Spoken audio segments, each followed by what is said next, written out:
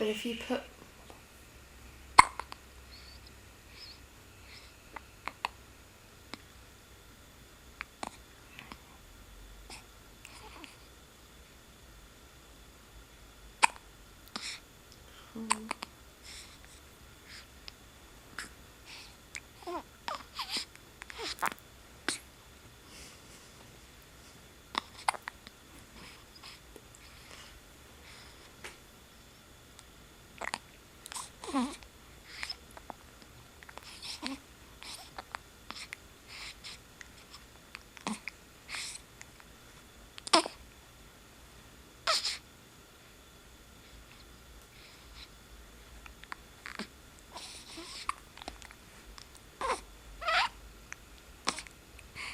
like he can control it, just like the pain I experienced during his latch on stuff.